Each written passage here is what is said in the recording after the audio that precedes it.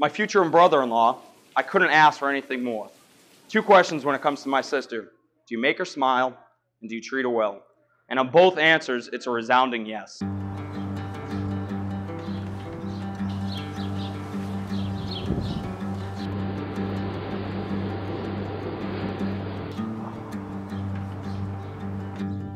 Dan and I were having coffee at one of our usual hangout spots. And I recall Dan saying to me how much he admired Shirley and Harlan's wonderful relationship, and how he doubted that he himself would ever be able to be in a relationship like that.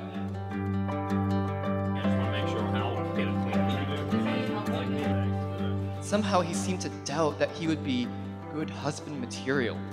I don't remember the exact reasons, but I think it had something to do with a fear of not being able to be himself.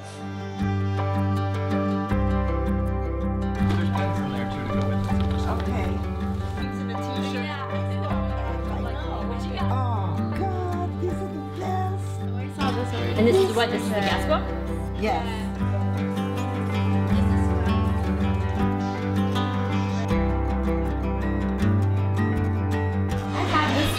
From somebody gave me this card. Let's put all the stress of wedding planning behind us and have a kick-ass wedding. Love, Dan, your teddy bear, your groom, your soon-to-be husband. Oh my God.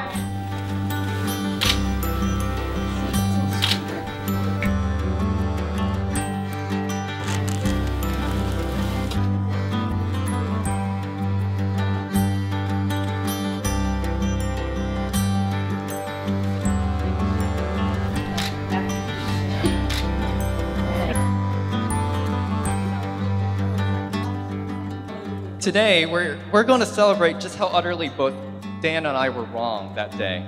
Because the day I met Miriam, I knew that Dan had met his partner in life. If Dan had created a multivariable statistical model plotting out who the perfect woman would be for him, Miriam's mere existence would break that model.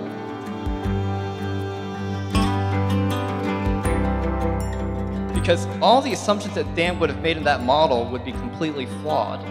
For example, Dan once naively said to me that he would not date someone smarter than he is. Well, after he started dating Miriam, Dan confessed to me, Lee, I think I have to reconsider that standard.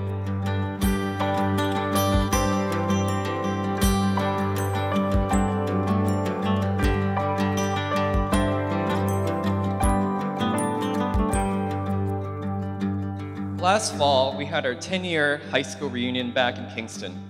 Right after the event, I stayed over at Dan's house that night. It was the first time I was back in years.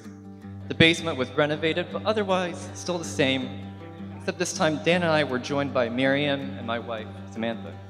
And I thought, oh man, this basement is never going to be the same again. That guy's paradise, just 2 best friends hanging out, being silly, and having fun like the good old days.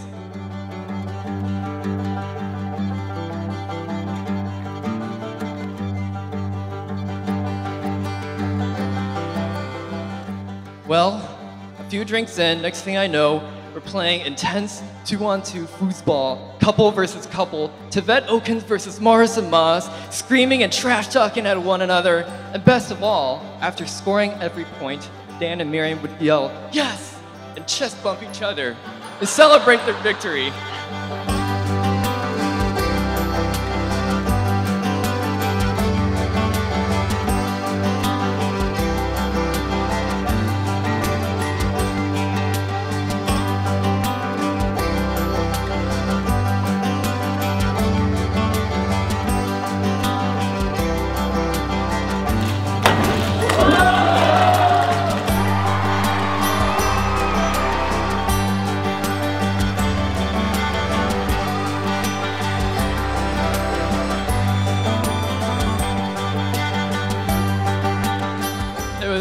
At that moment when I knew for sure that Dan should never have doubted himself in the first place, for he found in Miriam a best friend with whom he could be his true self, just as she can be her true self.